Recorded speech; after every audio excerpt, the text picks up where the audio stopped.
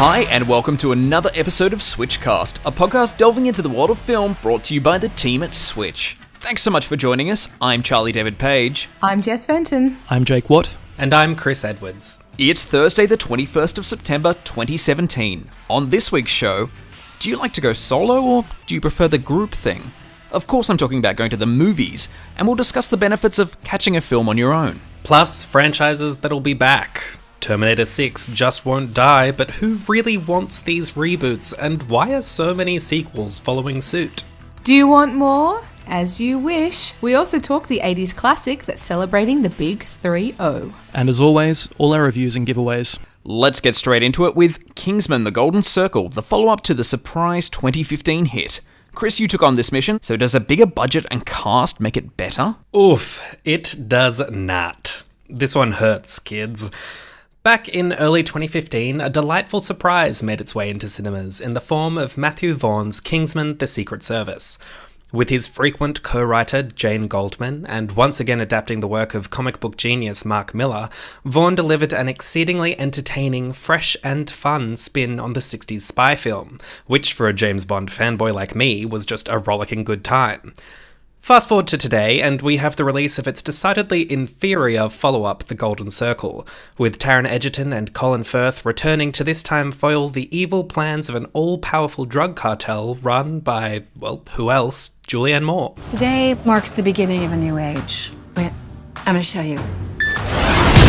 Say goodbye to the Kingsman. Kind of got a bit of a save the world situation here. Welcome to Statesman. As your American cousins, we'll be working side by side. Let's get started. We've got brains, skills, skipping rope.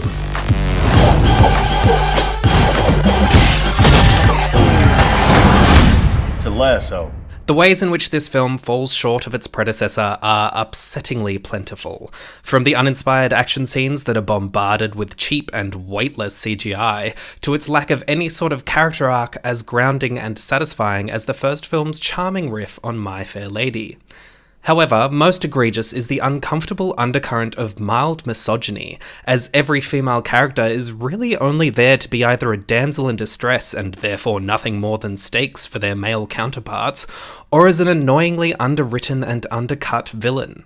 Not a single action sequence involves a female, as none of them really have any sort of agency, and there's a particularly galling sequence that is just plain rapey. Sure, there are some fun scenes and charming performances, but this is a disappointing stumble for some accomplished filmmakers. I'm giving it 2 stars. Chris, we've only just met and you've already broken my heart. I know, I'm so sorry. I loved Kingsman when it came out in 2015. I became obsessed with it. Taron Egerton got a new, really hardcore fan out of me. I had happy lady fantasies about him. And it was so great. And not only that, but Matthew Vaughn is Guy Ritchie's protege. And I thought he did a great job. It was this really funny new breath of fresh air. And ever since the trailer came out, I was skeptical. And yeah, like I said, my heart is now broken to find out that my skepticism was healthy and is now coming true. It's a dud. Yeah, it is. It just feels a bit rushed. Like, it feels like it needed a few more months cooking, particularly at the script stage. Like, it's just kind of, I don't know, messy and bloated. Like, it's 20 minutes longer than the first one was, and you kind of really feel it. Yeah. It's kind of disappointing that the women have been sidelined in this one, just because like the first one had like those really great female characters, like Gazelle, the chick with the blade legs, and Eggsy had like a female offsider who was like top of the class, if I remember. And Roxy. Yeah. Like, so it's kind of an equal, kind of a bummer, really, to him. Yeah, that kind of sucks. Yeah, all the female characters are really sidelined in this one. But in this weird, like, bro-y, douchey way that feels like the movie is one of those male feminists that's like, yeah, I love women. Women are so great, but also I don't actually want to deal with them. It wants to get the title of a feminist without actually doing the hard work of being a feminist. What's Julianne Moore like? Like, she's fun. She's really good. She's clearly having a great time. And her character's given, like, an interesting little riff, like an interesting spin, like Samuel L. Jackson's character was given in the first one. But she's just not given a whole lot to do. Like, she's kind of given this one note that she plays really well, but then the film feels pretty uninterested in her. Yeah. I think my biggest disappointment is actually the introduction of the Americans. I agree. You know, I felt like this film, the first one obviously, was just so British, and it plays on that whole, the James Bond idea. And introducing the statesmen, the Americans, I don't know, kind of soured it a bit for me. Desperation for a new audience, yeah. Yeah, there are some fun moments with, like, Channing Tatum and Pedro Pascal from Game of Thrones, and Jeff Bridges is really good in the brief moments he gets. But yeah, it feels like a concept that kind of would have been better for, like, a third or fourth movie in a franchise. Like, the first one spent so long setting up this world. I don't know, I wanted to spend more time in that world, kind of exploring other parts of it and just enjoying the universe that it's set up to begin with, rather than immediately moving on to this new, completely different place that they have to set up alongside continuing all these other storylines and bringing back characters that you thought were dead but really weren't. Yeah, I guess the thing with the first movie as well, it had that comic as the blueprint, and this one is like really its own beast. Like, Mark Miller didn't, write the basis for this movie. It's just a spin-off of that original comic. So yeah, it kind of sucks that it's can't really stand on its own legs to a degree. Yeah, Tear like emoji. as I said, there are some inventive set pieces and some like fun parts, but it just doesn't really cohere. It feels a bit gross at times. So yeah, not great. But in any case, you can find my full review at maketheswitch.com.au, and Kingsman: The Golden Circle is in cinemas now. Also out today is the Lego Ninjago movie, following on from the Lego movie and the Batman Lego movie, and maybe it's not just me, but I'm sensing a pattern here. The Lego Ninjago movie takes us inside Ninjago City as Lloyd, the Green Ninja, voiced by Dave Franco, teams up with his friends and Lego master builders to defeat the evil warlord Garmadon, voiced by Justin Theroux. You ready for me to conquer Ninjago? Oh, I'll be waiting. Dad. Sorry? What was that last thing you said? What? That last part, I didn't catch it. Well, I didn't say anything. What do you mean? I said I'll be waiting, and then I stopped talking. Are you ready to risk your life for Ninjago? Yes, I am on it. Maybe. The epic showdown will test this fierce yet undisciplined team of modern-day ninja who must learn to work together to unleash their true power and save Ninjago City. Call me a child, but I'm pretty excited for this movie. You're a child. Thank you. Yes, I am. Also, I'd like to apologise to anyone if I pronounced any of that incorrectly. Ninjago, I don't know, and quite frankly, I don't care. Let's call the whole thing off. Did you pronounce any of it correctly? You say Ninjago, I say Ninjago. Yes, let's call the whole thing off. I'm so sick of the Lego movies. No, but that's so much fun. I think they've been pretty good so far. Like, Didn't do Lego as a kid. I'm not doing it as an adult. Nope. I don't know. Like, the movie's been sort of pretty charming. Yeah, surprisingly charming. Both of them.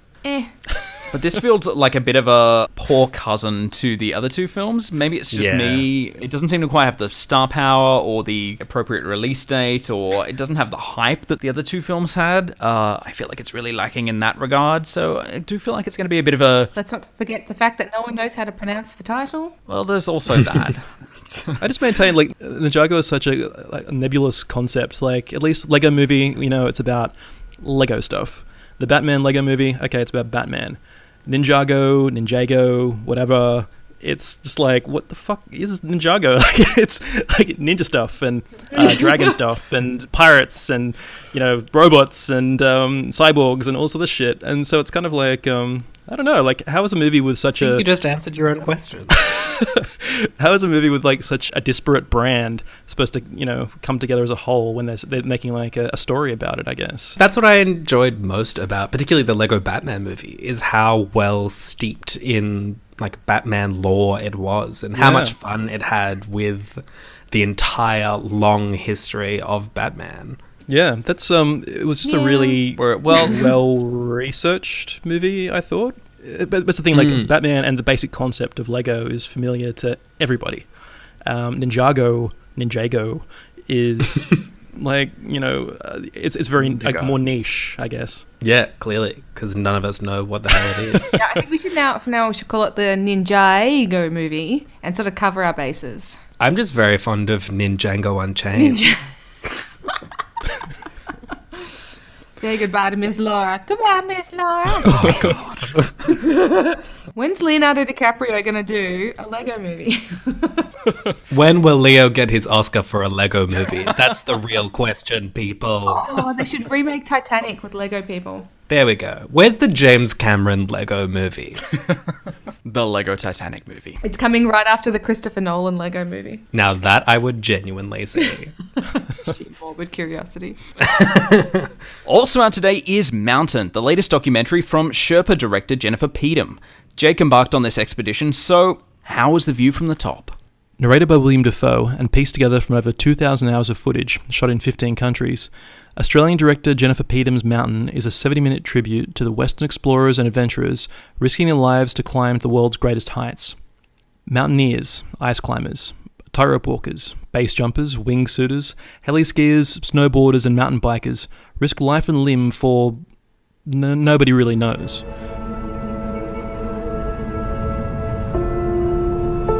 To those who are enthralled by mountains, their wonder is beyond all dispute. To those who are not, their allure is a kind of madness. Mountains are so much more than a challenge or an adversary to be overcome. At height, you can be taken right to the brink. You never feel so alive, knowing that at any minute, you could die. Music by Chopin, Grieg, Vivaldi and Beethoven, as well as original music by Richard Tognetti, the artistic director of the Australian Chamber Orchestra, is expertly paired with the footage. Jennifer Peedham, Richard Tognetti, cinematographer Renan Ozturk, and Mountains of the Mind author Robert McFarlane have put together a beautiful, thrilling documentary. Not only is it a visual and oral treat, it also poses philosophical questions of its audience and will make you ask, what is this strange force that draws us upwards? This siren song of the summit. 4 stars. So I've got to admit, I was a bit of a fan of Sherpa, Jennifer Peedham's last documentary. It was pretty impressive. But I'm also a big fan of films like Baraka and following on from that, Samsara. And to me, this kind of comes off as a bit of a combination of Samsara meets some kind of Red Bull action film. That's the vibe I'm getting from it. So I'm kind of really keen to see it for that regard. I'm a little bit confused. There's 2,000 hours worth of footage. It involves extreme sports, and yet it only runs 70 minutes. Fast editing. Yeah, okay. They've sifted through all the archival footage of different cliff climbs, sporting events, GoPro personal stuff, and just basically cobbled together kind of like a best bits of highlight reel. A highlight reel, and it is pretty amazing. Basically, it varies between these long distance shots of these dudes snowboarding down a sheer mountain, cliff faces, and you also get a mix of almost first person style footage of guys clinging to ice crevasses and things like that. So they've really just gone through and put up every possible variation of Daredevil adventure, mountain climbing style stuff. It just mixed it really seamlessly as well. So it isn't like a jarring transition to go from a guy pedaling his bicycle off a cliff and then using it to base jump to skiers or mountain climbers. It's just really elegantly edited and put together. And this film also had its premiere, I believe, at Sydney Film Festival with a live performance with the Australian Chamber Orchestra. I'm actually gutted I didn't get to see it for that. I think that would have been spectacular. Yeah, it would have been amazing. These documentaries, I'm pretty sure that they're classified as art documentaries, so they don't really have much of a narrative, but they exist really to build a mood. Well, this movie has to be seen on a big screen, basically. So, go out and see this movie now while it's in cinemas. But seeing it at the Opera House with the live orchestra behind it on a massive screen would have been amazing. I'm kind of gutted that I didn't get to see it there either. You can find my full review at maketheswitch.com.au, and Mountain is in cinemas now. You can also find Beatriz at dinner in cinemas today. Chris got the invite to this feast for the senses, so was it a tasty morsel? You're atrocious. Thank you. Directed by Miguel Arteta and written by the underrated, fantastic Mike White of School of Rock and the wonderful HBO series Enlightened, the film focuses on Salma Hayek's Beatriz, a holistic health therapist unexpectedly trapped at the home of a wealthy client when her car breaks down. A planned dinner party becomes a battleground as Beatriz faces down her host's boss, a decidedly Trumpian figure played with relish by John Lithgow. Can I get another bourbon, hun? Oh, no, Doug. This is Beatrice. She's staying for dinner. Oh, you were hovering. I just figured you were part of the staff. Oh, I know you. Doug's famous. He's been on the news. I don't know why. I think I know you. Ever dance in Vegas? Thank you for having us at your stunning home. So, Doug, you build hotels. I just own them. I always had inside me the desire to be a healer. Good for you. You're working. You're contributing. We're going to South Africa in a couple of days. It's true what they say. Those animals would basically be gone if it wasn't for the hunting. I don't consider it murder. It's like this original dance of man and beast, the struggle for survival. Are you for real? You killed this animal? Hey. You think it's funny? I think it's sick. You think that you can hide up here behind these gates and that everything is gonna be all right? The world doesn't need your feelings. It needs jobs. It needs money. It needs what I do. The world doesn't need you. Doug is a great philanthropist. Shut up, Gus. This can't possibly end well. Incredibly timely and beautifully intimate in its focus on Beatriz, the filmmakers craft a nuanced character study rather than a simple and easy culture clash farce. Hayek is fantastic and gives maybe one of the best performances of the year, making Beatriz not just a simple, saintly figure, but a complicated, righteous, abrasive, imperfect woman thrust into this situation and dealing with her own demons at the same time. In these divided, plebiscite-infected times, the overall mood this film conjures has stayed with me, as its textures and tones were so unexpectedly hard, sharp, and perfectly attuned to 2017. I'm giving it 4 stars. What a fantastic review. Just a couple weeks ago, I was praising Salma Hayek for a very small supporting role in the, as you would call it, Chris. Very similar film. Aggressively average Hitman's Bodyguard. Basically the exact film. Yeah. This makes me so excited that this is a starring role for her. I'm trying to remember the last time she carried a film. But she is so fantastic. She's amazing. She's one of the most underrated and underused actresses working today. Totally. She's no spring chicken. She's getting older. Oh. She's getting older. She's foreign. And roles like this don't come around every day, so it's exciting to see her grab it by the balls. Yeah, 100%. No, after that, I'm so excited to see this now. Yeah, she delivers. Like, I actually am not that familiar with Salma Hayek. I realized during the film, I was trying to think of other performances of hers that I've seen that have impressed me this much. 30 Rock. Oh my god, yeah. It's like her career-defining role, clearly. Completely. Frida. But yeah, I haven't seen Frida, which she got the Oscar nomination for, but she's so good. And the film itself is so great as well. I was expecting this kind of like easy comedy with like, a farce about crazy cultures clashing at a dinner party. But no, it's a lot kind of sadder and more honest than that. I'd also like to point out that while you were praising the writer as underrated and fantastic Mike White, he gave us the Emoji Movie. So he's riding quite the wave of late. I mean, the argument could be made that they are beautiful companion pieces, each tackling what it means to be a human being alive in the world. Comments on modern society. Commenting on the modern technological craze of the Emoji Movie, and then taking the political minefield in Beatriz at dinner. No. Yeah. But, he's great. I was surprised to see that he co-wrote the Emoji Movie because, ugh. But, like, Enlightened, School of Rock, other things that he's written. He's a fun actor as well. Yeah, totally. The director, Miguel Arteta, the guy who directed it, he also directed Cedar Rapids, which was a really super... that Ed Helm movie, right? That was a really good movie, a really underrated comedy. And he also made The Good Girl, which is like Jennifer Aniston's like one good movie.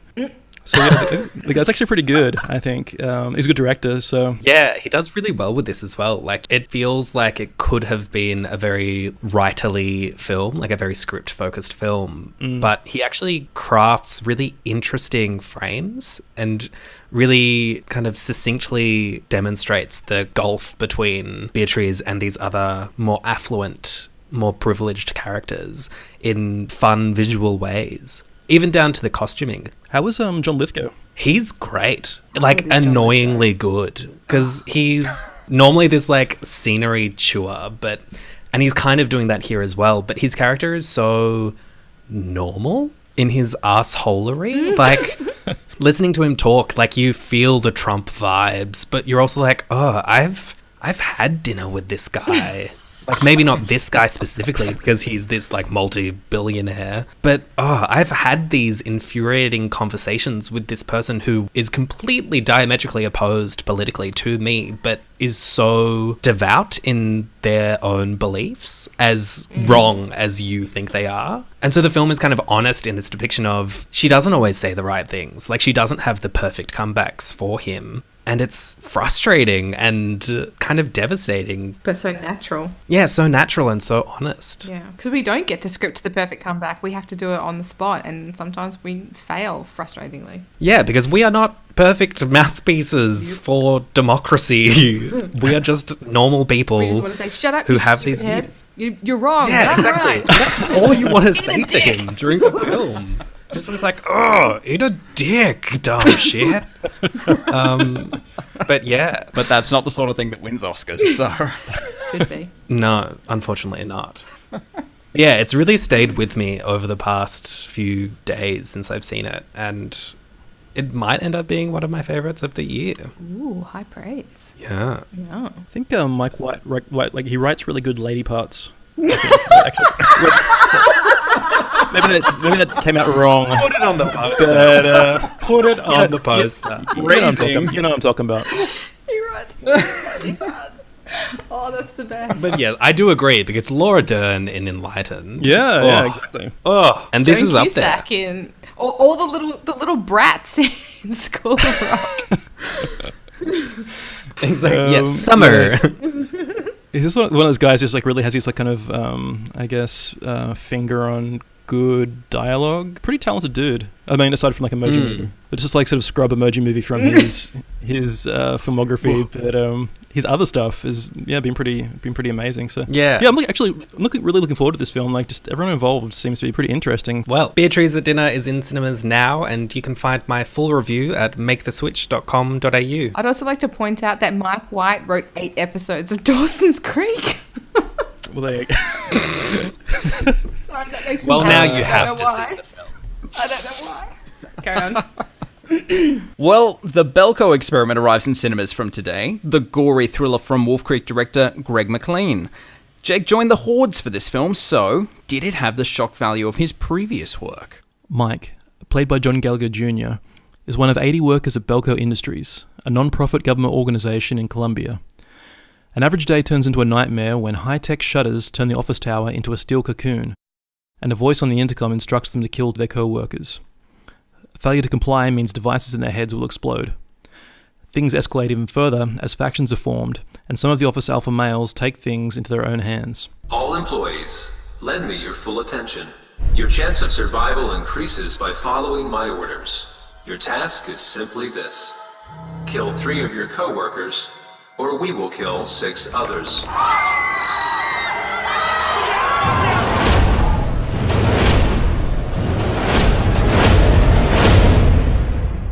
His head exploded from the inside. What? When we start working here, they put tracers in the back of our heads. We need to discuss all our options. We do not have the right to take innocent human lives. What are you doing? My wife and kids need me. Stage 2. Commence.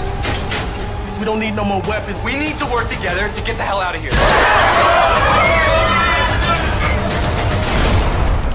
Directed by Greg McLean, this film is completely impersonal and free of any artistic style. Seemingly at a loss without the striking landscapes associated with his best films, like Wolf Creek and Rogue, this is really workmanlike stuff from McLean. James Gunn's script, which he wrote prior to directing Super, all the way back in 2010, attempts to juggle action, horror, and low-key comedy. But the dialogue just isn't very witty, the plot is super predictable, and the characters are very thin. This movie is actually quite boring. Ultimately, this film exists simply to cash in on James Gunn's current success with Guardians of the Galaxy via one of his old discarded ideas. My advice is just to watch Battle Royale and Office Space back-to-back instead. 2 stars. Between this and Jungle, which I saw at the film festival, Greg McLean is having a rough year. What's the deal? Like, do you think he is a good director, or like why is he so just picking bad? the wrong projects? Yeah, I don't know. Like, I've never actually seen Wolf Creek. It's kind of one of those blind spots I've got when it comes to Australian film. I know, I'm so sorry. But based on Jungle, it's, as you said, it's workmanlike. There's no real personality.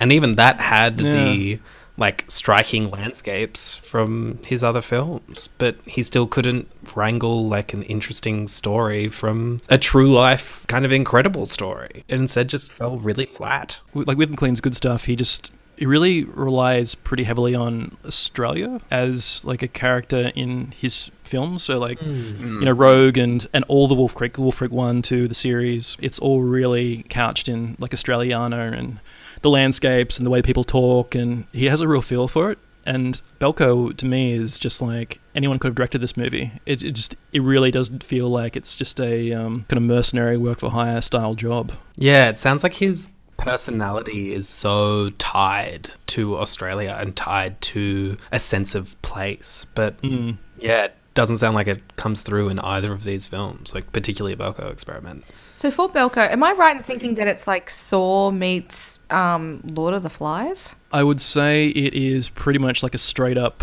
like, you know, battle royale. Like the Saw thing, it really is like a one-trick pony. They're just kind of like, there's bombs in your heads, or in your necks, I should say. You've got to kill everyone else. So there's no real kind of elaborate Saw style, you know, escalation of whatever.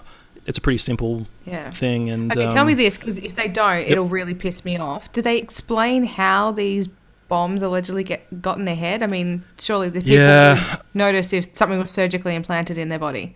It's not just one of those things you kind of have to take with a grain of salt. They do actually. That's not really a spoiler either. It's also super lame, but the bombs are in their necks as they are implanted as tracking devices in case they're kidnapped in Colombia. So as part of like an insurance policy, when they join the company, they have to have these things in the necks, and which they assume it's just like totally normal. It's pretty that makes classic. Because who hasn't worked for a company that's insisted on a tracking device into your head? Yeah, of course.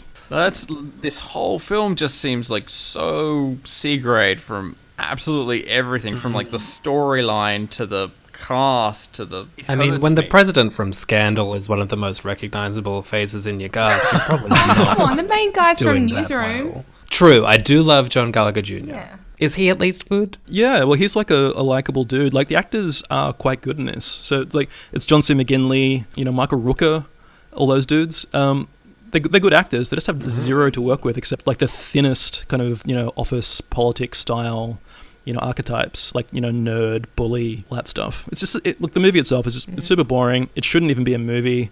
They're just like, James Gunn's making billions of dollars on Guardians of the Galaxy. What else do you have in your drawer? And he's just going, okay, I got this. Yeah. And take this like, from okay, the slush pile. You can have it for $1. Yeah, exactly. You can find my full review at maketheswitch.com.au.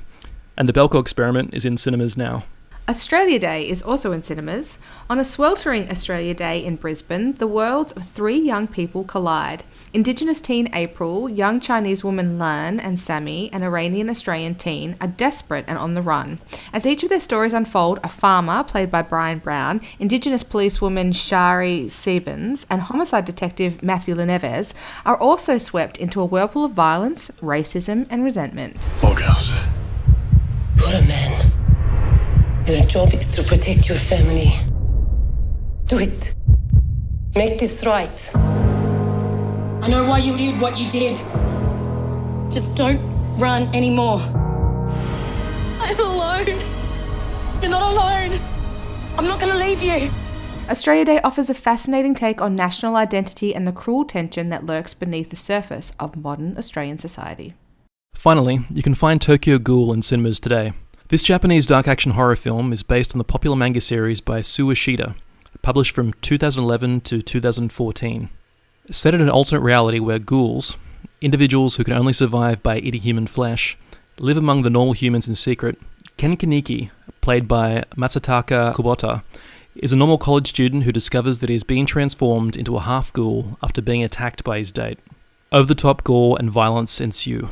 Now let's check out the upcoming films in our trailer wrap. Here's Red Sparrow. When I was in Moscow, I heard about a program.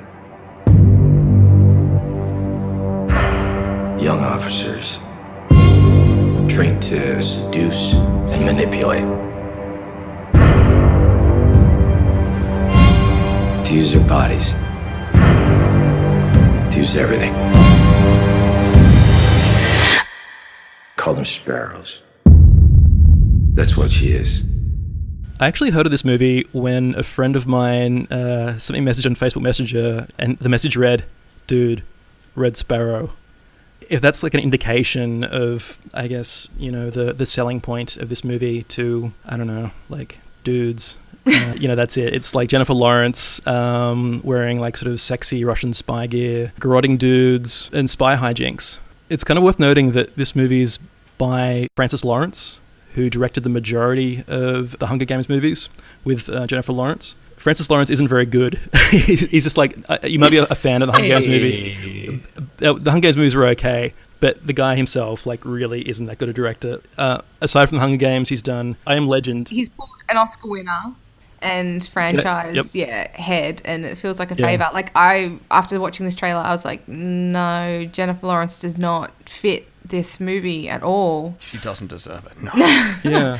It just didn't seem right. And obviously off the back of Atomic Blonde, it now just seems redundant, doesn't it? Well, there's like a market for these movies as well, I think. Yeah. It kind of makes me think like, you know, Marvel's been sitting on the whole Black Widow thing with Scarlett Johansson for so long. But these movies are actually pretty popular. Like, I'd be kind of inclined to check out Red Sparrow.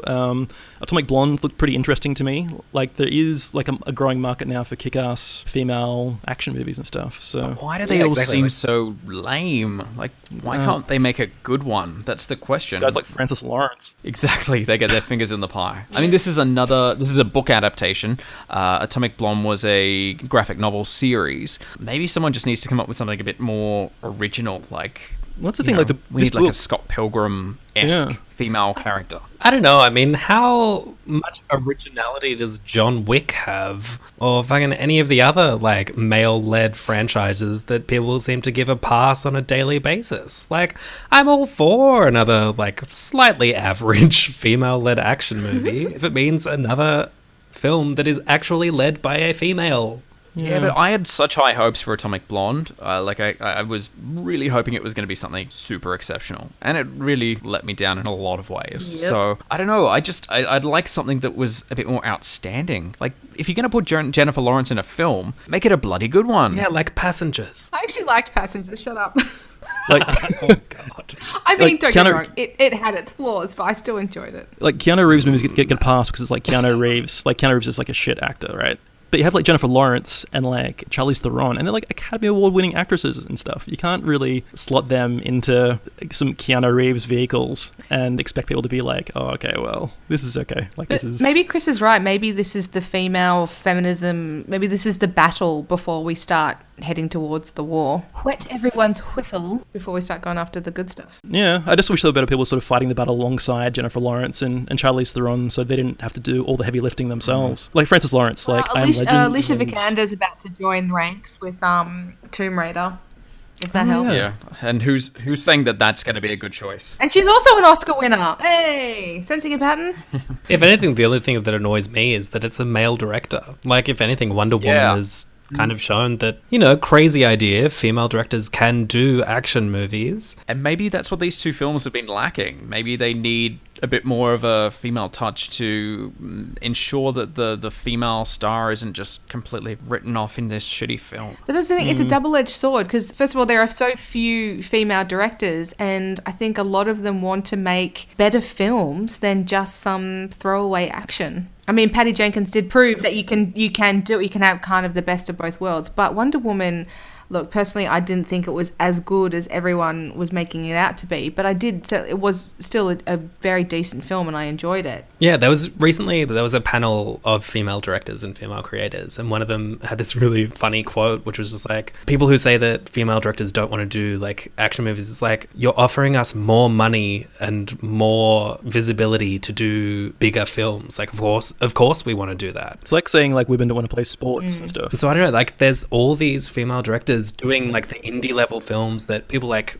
fucking Colin Trevorrow or the other kind of mid-level average white male directors are doing before they then get like a Star Wars movie or a Jurassic World movie. So where are their next steps? Catherine Bigelow needs to get in on this. She's got an action brain, she's got an action viewpoint and things, and she makes really great sort of male-dominated films. If only she could translate that into a female project, it'd be awesome. Well, you can catch Red Sparrow in Australian cinemas from the 1st of March 2018. Now, let's take a look at the full-length trailer for The Disaster Artist. Los Angeles, everybody wants to be star. You have to be the best and never give up. When I get up on stage in front of people, all I can think about is, what if they laugh at me? But you, man, you're fearless. I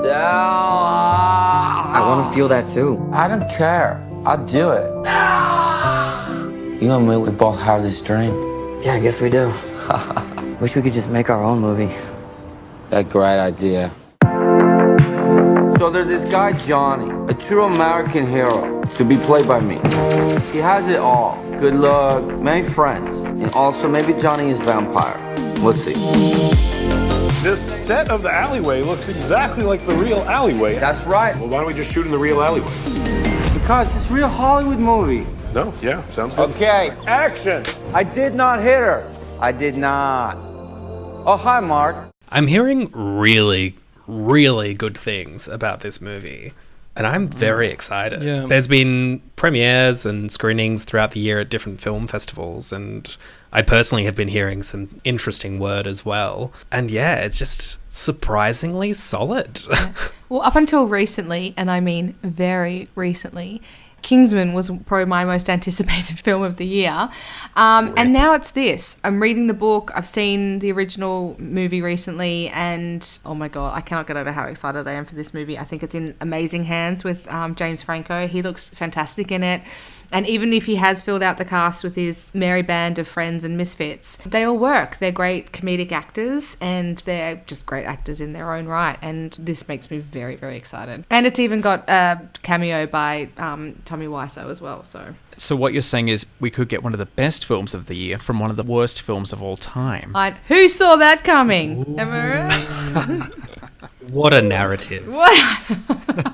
The old switcheroo. The new trailer does show us a lot more than our previous look. I mean, the previous look was literally one scene. I did not hit her. I did not.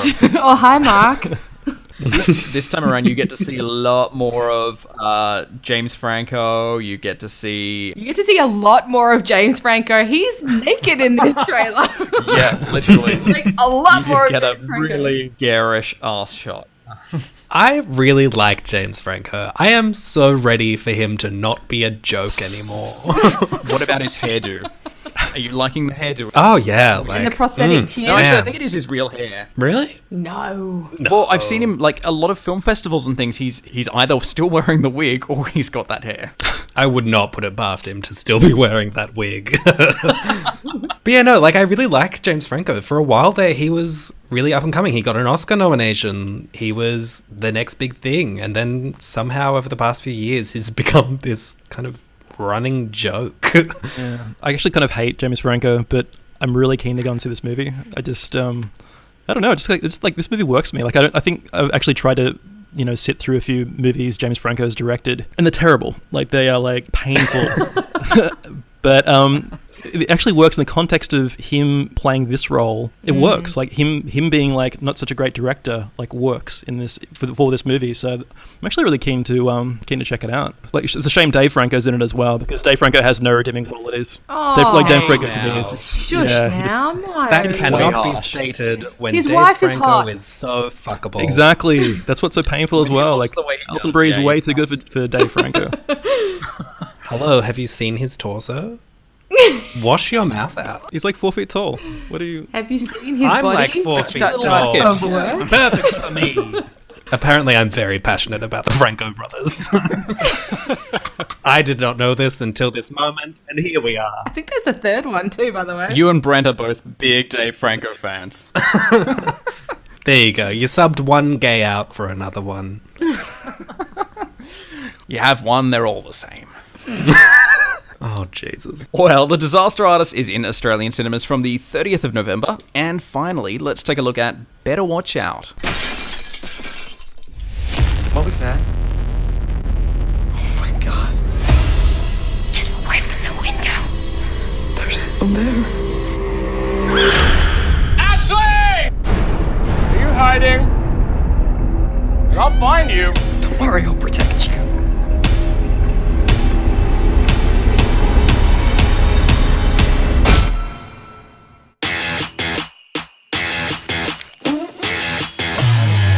This is exciting.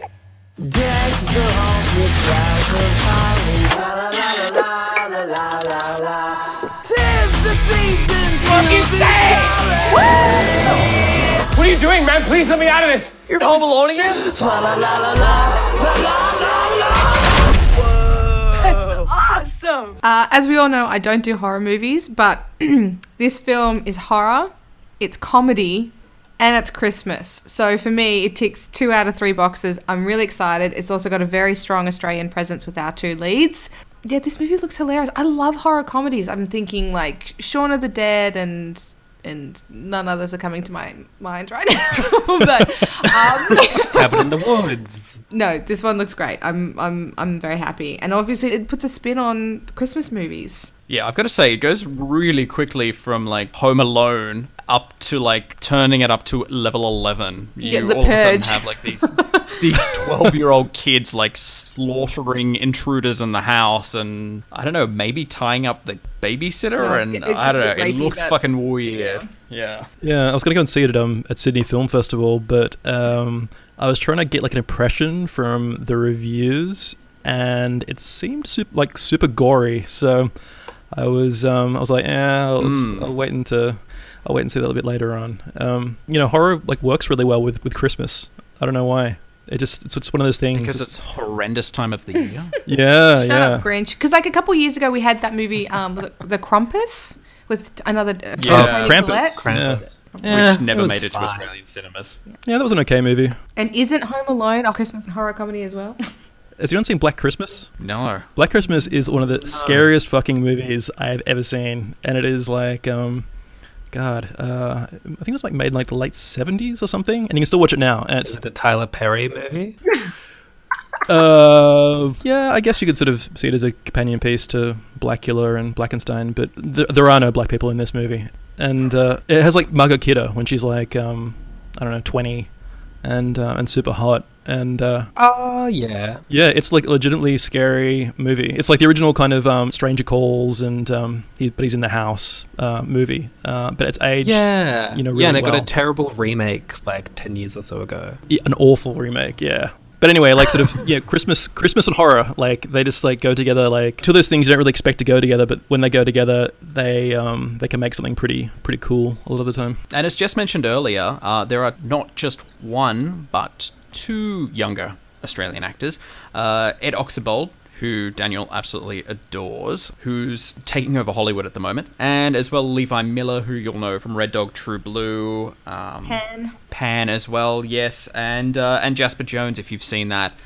So 2 really good Australian stars in this very twisted Christmas film. Represent Australia. I like Ed Oxenbould. He's a pretty smart actor. Like Butterfly Tree that I saw not too long ago. He was awesome in that, and he was like also in The Visit, that M. Night Shyamalan. Yeah. Paper Planes, Alexander, and the very bad, no good, terrible, shitty day. Yeah. Classic. That classic film that everyone knows. Hey, don't say that. Daniel will come and find you out and kill you. Seriously? Yeah. Daniel loves that film. Yeah, he It's does. like one of his most favorite recent Disney films. Oh, Daniel. My goodness. Have some self-respect. But he was awesome in the Butterfly Tree. I will admit that. He's actually kind of grown up now and has kind of lost his kiddish charm. He's kind of like an older teenager now, but he did a really good job in the Butterfly Tree. Yeah, there's got a bit of nuance to him for like I guess, well, how old is he now? 16? Like, is he a child actor? 16, teen actor?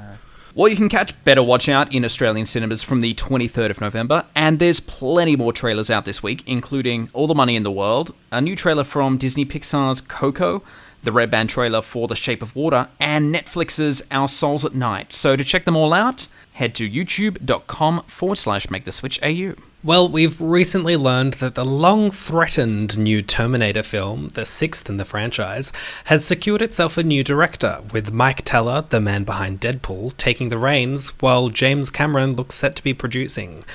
Given that 2015's Terminator Genesis was far from a success, and precisely nobody is begging Hollywood for a follow-up, why won't this franchise just die?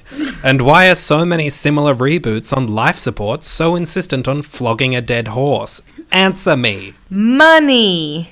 Money makes the sure. world go round. Okay, so this is the sixth Terminator, and then there was the TV series as well. Was it the Sarah Connor Chronicles? And they've been getting progressively worse over time. But here's the thing, they keep filling these sequels with really great actors like Emilia Clarke, and even Christian Bale's had a stab at it, and they just keep getting worse and worse and worse. This is the first time that James Cameron has been attached to one of these projects since Judgment Day, which does give it a slight reign of hope, but it also probably means that he's sick of watching people butchering his baby and his good name, and he's decided to take it back. But fuck, like, no one wants this movie. I mean, the last one even brought back Arnold Schwarzenegger, and he's like old now and stuff, and like no one cares anymore. They've ruined the legacy of this franchise. Let me take you back to 2015 when Terminator Genesis was released.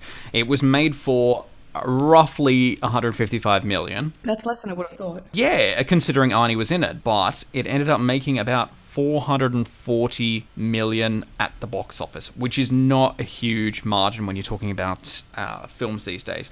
Even going back to 2009 when we had Terminator Salvation, that was even worse, 200 million, while it only took in 371 million. So these films are not exactly doing well. So why do they just keep wheeling them out? I mean, is it just because it's an easy story? You don't have to come up with any new ideas, or exactly is the reason behind this? It also just doesn't make sense as a franchise. Like, it keeps folding in on itself and making these new, more and more convoluted stories out of these same set of characters with the same set of situations. It's because it deals with time travel. So once you add time travel and you've got different realities and different timelines, and people are coming back in time and, you know, impregnating people that are going to be born in the future and all this sort of, it gets very, very messy, but that's how they sort of work their way around these stupid fucking movies. I think there's also a lot of second guessing as well. Like, the first one was made and it was great.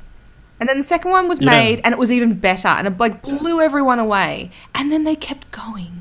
But without... And then they shat the bed. Yeah, they shat the bed so hard. They, James Cameron wasn't there anymore, and Arnold Schwarzenegger eventually left, and they took away everything that made this movie great. And they're like, yeah, we can keep going. It'll be fine. It's like, no, it really wasn't that easy. It just goes to show how hard it was to make a movie about a fucking cyborg good and decent and actually quite intelligent when you think about it. And when the person you try to bring in to save your franchise is fucking Sam Worthington, you know you're in a dangerous, dire situation. He was very big at the time, not so much anymore. It was better than Jai Courtney, you know. Terminator Salvation, I didn't think that movie was that bad. But they just, I don't know, they kind of like leapt forward into the far future and then just went, this didn't make as much money as we thought it was going to be, so let's kind of go back to basics and, I don't know, like retread it. And it's just a real lack of overall planning and decisiveness for that franchise, I think. Like there's just no real kind of vision for it, like long-term vision for it. So yeah, it feels like each film is a new writer being like, oh, I don't know, what about this, I guess? Yeah. And there are so many other franchises that are doing the same thing, though. Oh, so many. Like, so many that just continue coming back to diminishing returns. Pirates of the Caribbean. Indiana Jones is coming back. They've ditched Shia LaBeouf. He's like, yeah, he's gone. I mean, thank God for small blessings. But Harrison Ford is back, and they're making another one. Even though, if you ask purists, if you ask Indiana Jones purists, they will say that there are only 3 Indiana Jones films, not 4. We forget about the 4th one. We pretended it didn't exist. We threw it in a box, and then we threw that box in the fires of Mordor. So, and then you put it in a fridge, and it survived the fires of Mordor, and somehow it's still kicking. Oh no! Oh my God. It's alive. It's so bad. I mean, you can say the same about the Alien/Prometheus films. Like, fuck you, who Ridley. exactly is begging those to be coming back? Like, we really didn't need that. You're just kind of fucking up the franchise even further, especially such a good franchise to begin with. I don't know.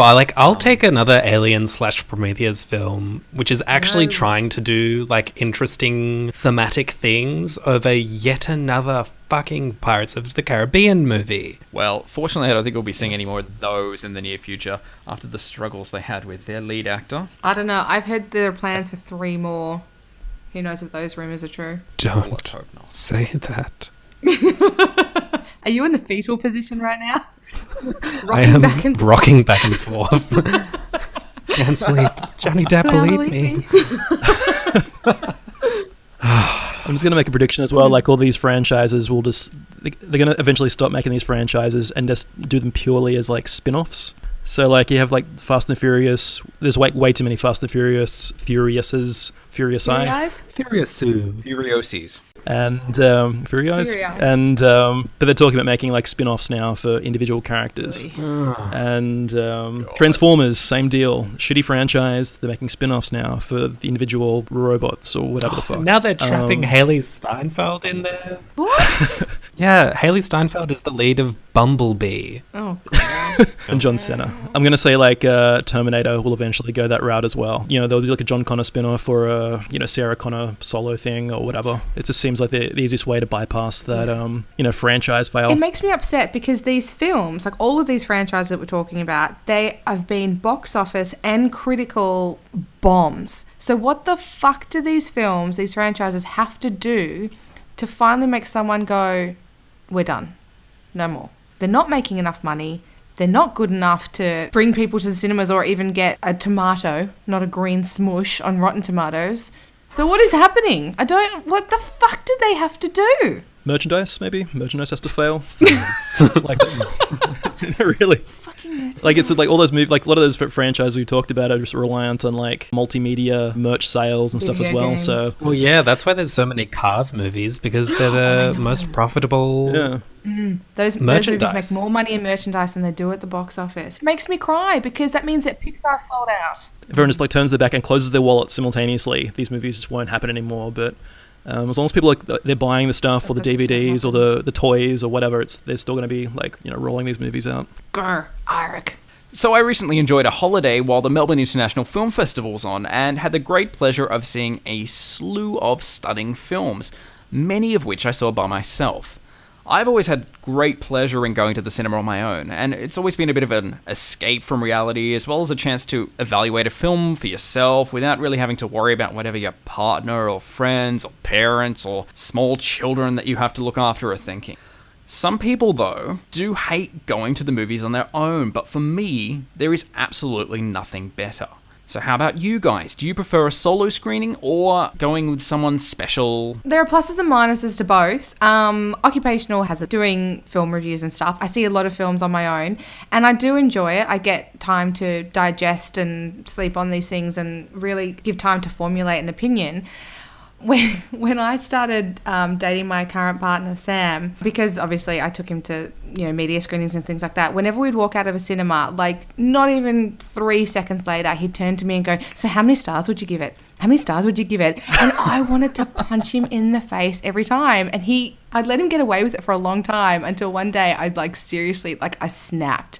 And I was like, you have to stop fucking asking me how many stars I would give this movie. Like, you need to give me time to process. So Yeah, there are pluses and minuses to both. One of my biggest pet peeves when it comes to seeing movies with someone else or a group of people is obviously organising it. The older you get, and when people, have wives and husbands and partners and children, oh dear God, children, and everyone, and eventually you'll get together and you'll sit there, and then someone will go, oh, I really want to see this movie, and 5 or 6 voices pipe up, and you sit there and go, well, let's all go see it together, and then getting those half a dozen people together at the same time in the same room becomes impossible.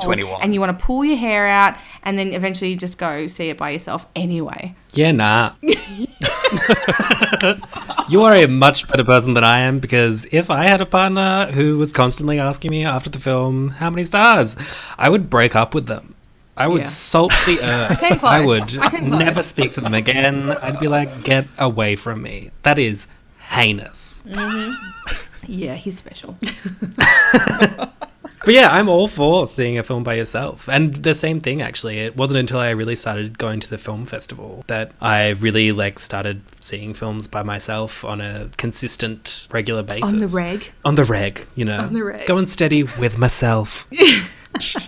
The problem is, if you see a movie that you truly love and that really got you, and the credits start rolling, the first thing you want to do is turn to someone and go, oh my God, how good was that? And this, and this, and this, and this, and this. And you can't do that when you're by yourself. Yeah, but fuck other people. But sometimes I'm okay with that. Sometimes I just need to process. Yeah. By the same token, though, I don't mind sort of going to, when you're going to see a movie by yourself, and it's kind of it's your thing, but it won't be someone else's thing, and it might be crap, so you're kind of throwing yourself on a grenade. Well, that's my motivation to go and see movies by myself anyway. The first movie I went to go and see by myself was Batman vs Superman, because I knew it was going to be shithouse, and but I was still curious about it. I didn't want to drag anyone down with me, so plus the movie went for about 4 hours anyway. So I think it's still going. No. You're thinking of The Lord of the Rings. Some say it never ends. I think, in a way, all of us are still watching Batman v Superman, Dawn of Justice. This is like The Matrix, and we're actually just sitting there watching. I think that was one of the first films where, Jess, you can correct me on this, it was Daniel, you, me, and I think it was Jack at the time who were all there at the screening. Yes. Yeah, that sounds about right. And 3 of us hated it. Absolutely hated it. And one of us, I'm not naming any names, Daniel. But you can guess it. It was totally Daniel. It was 100% Daniel. What gave it away? I'm not saying who. I'm pointing names and naming fingers. This is where I whisper really quietly that I also kind of don't hate it. Oh, shut up. What is wrong with you people? Hey guys, how you doing? It's situations like that where there's such a divided opinion, especially when they are such strong opinions both ways, that it does get a bit awkward when you're with a bunch of other people. And especially on a film like that, this wasn't just some nice little pleasant, rom-com that you forget about afterwards. This is very full-on, very long, bad. very divisive. But sometimes... Oh yeah, it's bad. I will not argue that it's actually good. But sometimes you get to sort of state your argument and hear both sides, and sometimes it will sway you maybe a little bit in one direction or the other, but whatever your initial feeling was tends to be the one you stick with. In conclusion, fuck other people. I walked out of that film with 3 razors, so what do I care? And don't forget, we got the 3D glasses and they came in a pouch, and the pouch had a Superman cape on it. Awesome. Yeah. So cool. That and the Superman razor, which I still use to this day, are the most memorable things about that film. Good Lord, change your razor, man. That's just unhygienic. Superman is impervious to harm, not you, Charlie. Superman. Jess, unless you don't know how men's razors work, you change the head of them, but you keep the actual razor like the part, body the of handle. the razor. Oh, okay. Yes, it's not like I'm using the same the same for the last 5 years. All right, I withdraw my objection. I would literally be bleeding every time I shaved if that were the case. Okay, moving on. This week we celebrate the 30th anniversary of the hilarious, the swashbuckling, and the fantastical The Princess Bride. I'll explain. No, there is too much. I'll sum up. Back in 1987, in between Stand By Me and When Harry Met Sally, the incomparable Rob Reiner directed what was known as the unfilmable William Goldman novel of the same name. Casting non-household names and a French wrestling giant who could barely speak English, it shouldn't have worked, and many thought it wouldn't, and yet here we are, 30 years later, still gushing over one of the most romantic, beloved, and utterly quotable movies of all time. You know, it's funny. This movie actually brought us the most gory scene from Game of Thrones. That's like how influential this movie is. Please explain. Yeah, so in Game of Thrones, okay, this is like, you know, mild spoilers. There's a character called Oberon, who's like a dashing sort of rogue style dude. Yeah. And he gets into like a duel with a giant knight guy, and he's like saying, what was my sister's name? Say her name. Yeah, he's like an Inigo Montoya type. And so he defeats this kind of like overwhelming opponent and says his like cool catchphrase and comes out victorious until the guy he thinks is dead drags him to the ground and explodes his head in this like really ultra gory, like ridiculously gory scene.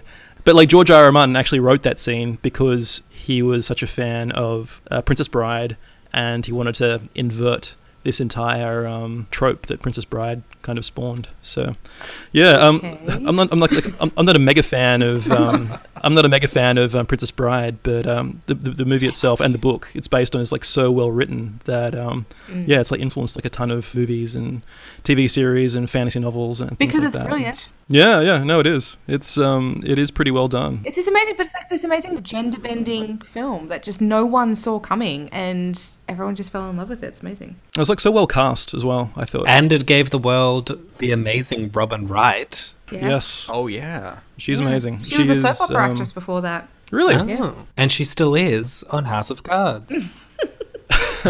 Political soap opera. Yeah, she is like so good in everything, pretty much. Robin Wright, I should say. Carrie Elwes and Miracle Max. Yeah, Carrie Elwes. Andre the Giant is an actor. And maybe the best name ever, Mandy Patinkin. Mandy Patinkin. Yes, I love her. Mandy Patinkin. Mandy Patinkin. Mandy Patinkin. Mandy Patinkin. Up there with Darren Aronofsky. And the bad guys were good. Had good bad guys. Yeah, Christopher Guest, as in I Am Spinal Tap's Christopher Guest was the Six-Fingered Man. As well. What are those rats called? Rats of something the size? Rodents of Unusual Size. That's right, yeah. The IUS. Yeah, cool movie. Well, if you, like me, are obsessed with The Princess Bride, you can read my full retrospective, which is up now at maketheswitch.com.au. We have some great giveaways up for grabs this week. National Theatre Live's Yerma hits cinemas shortly, and we're giving you the chance to attend a special preview screening. The incredible Billie Piper returns in her award-winning role as a young woman driven to the unthinkable by her desperate desire to have a child. Set in contemporary London, Piper's portrayal of a woman in her 30s desperate to conceive builds with elemental force to a staggering, shocking climax. For your chance to win, head to maketheswitch.com.au/comps now. Now, before we go, we'd like to offer some cinematic inspiration to you, with each of us suggesting one film you should see this week and why. For me this week, I've been on a bit of a trend of dark films, I think, for the last couple of weeks, but this one was something I revisited this week and thoroughly loved, as I do every single time. Donnie Darko, 2001. Ooh. Richard Kelly's defining film. Yeah. Theatrical cut? Yeah, no, sorry, I watched the director's cut. Oh. Yes. If you say you understand this film, you're a damn liar, but it's still brilliant. You have Jake Gyllenhaal, as well as his sister, Maggie, both playing, ironically, siblings. Essentially, the film begins with a plane engine falling through the roof of Donnie Darko, played by Jake Gyllenhaal's room, who miraculously manages to survive by being on a sleepwalk. And from there on, he begins being pursued by a giant rabbit, which seems completely normal to him. He essentially is told that the world is going to end in 28 days, and we kind of watch as things get closer and closer to that deadline, and it's just this overwhelmingly dark, depressing, very twisted, but also very 80s and quite humorful film. I think I've done it a complete disservice in trying to describe it, but yeah, it's utterly brilliant in every single way. Yeah. Including the 80s music. Because it is set in the 80s, it should be pointed out. Yes, it is. Yeah. All right, so that's me for this week. Jessica, how about yourself? I'm going to take a leaf out of Jake's book, who always recommends these really obscure, just C, D, E, F grade films that no one's ever heard Fantastic. of. Yeah, so this one comes from the 90s, and I bet each of you a Coke that none of you have ever heard of it, or at least, least of all seen it. It's called The Mating Habits of the Earthbound Human, and it stars the fantabulous Carmen Electra. It is a comedy. It's a comedy. And it's narrated by David Hyde Pierce, who plays an alien anthropologist. And he's following this couple played by Carmen Electra and, some other guy. And he's narrating their courtship and their relationship and where it goes. And so obviously it's got a sense of irreverent humor, and it's obviously it's the way the aliens interpret how humans, court and mate and et cetera, et cetera. And it is absolutely hilarious. It's actually really quite intelligent, and it is so funny and is so bad and so 90s, and it's got like Lucy Liu has a small part in it and stuff, and it's so good. It's so clever. It's one of these really obscure films that you'll I think I found it like the back of Blockbuster back in the day. Kids, if you're listening to this, you're going to have to Google Blockbuster. So it came out in 1999, and alien anthropologists, mating habits of the earthbound human. Look it up. All right, Jake, can you top that one? Okay, well, I was thinking about Red Sparrow quite a bit today for some reason, and so I'm going to recommend a movie called Salt. It's a 2010 American action thriller directed by Philip Noyce, and it is actually like a really, really good female spy sleeper agent style thriller. So Angelina Jolie plays Evelyn Salt, who is accused of being a Russian sleeper agent, and she has to go on the run to clear her name. Heaps of action. The movie itself was originally written for Tom Cruise by a really, really shitty screenwriter called Kurt Wimmer. Another screenwriter came on board called Brian Hegeland, who rewrote it for Angelina Jolie. And it's just an awesome action movie. Angelina Jolie's pretty good. All the action is like practical, so there's like a minimal use of CGI and all that stuff. So it all looks really slick, and it's pretty convincing. And the movie is just like surprisingly good for like a Angelina Jolie action movie, and it's one of those things where like I watch this movie, I'm just kind of like, why hasn't Marvel actually done anything with that Black Widow property? Just because like Salt is kind of like a blueprint in terms of the whole Russian sleeper agent, super spy, ass kicking agent thing. Because they'd offend all their male fans. All their sort of male fans in their parents' basement. Please, half of them are there to watch Scarlett Johansson in tight leather. That's the thing. Like, it's inexplicable. But anyway, Salt. That's my pick for this week. All right, Chris, finally, it is your turn. What are you bringing to the table? I mean, how can I follow those highbrow picks? Well, I guess I'm going to follow this. I rewatched this film last night, and it is one of my favorite movies of all time, I guess. I loved it when it came out, and it is Carol, the beautiful Cate Blanchett, Rooney Mara romance, directed by Todd Haynes, and based on the Patricia Highsmith novel, The Price of Salt. And I know we mentioned it the other week when we did our gay cast, as a recent example of a great queer film, but it is just so beautiful. It's just so beautiful. I can't deal with this movie, you guys. It's one of the most perfect evocations of what it means to experience queer love inside of a society that is unaccepting of queer love, in the way that it really positions these women in a man's world, and so succinctly demonstrates what it's like for them to hide so much of themselves from the world at large, and the codifying of behaviors and romantic gestures. And it's just really fantastic. So yeah, that's my pick. Carol. Go see it. It's a modern classic. If you haven't seen it, I guess you're homophobic. But whatever. That's a bit hard. And you hate women.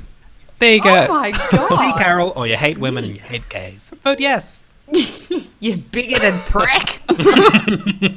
Far out. Well, there's something for everyone there, although it's a pretty persuasive argument to go see Carol. Well, you can find the links to all the articles we've talked about on this week's podcast at maketheswitch.com.au. Please subscribe to SWITCHCast on iTunes or your favourite podcast platform, and don't forget to rate us. And stay in touch on Twitter. I'm at Charlie_David. Jess. I'm Miss Jess_Switch. Jake. At Jake Chatty. And Chris. At Chris C. Edwards. Like it, follow it. You can find us on Facebook, Twitter, Instagram, and YouTube at MakeTheSwitchAU to stay up to date with all the latest reviews, news, trailers, and giveaways. And you can find all the notes and links to everything we've discussed in this week's podcast, as well as other episodes by visiting switchcast.com.au. On next week's show, I'll have the lowdown on Emma Stone and Steve Carell's Battle of the Sexes. And I'll have my review of Heal the Living. Thanks so much for listening. We'll see you all next week.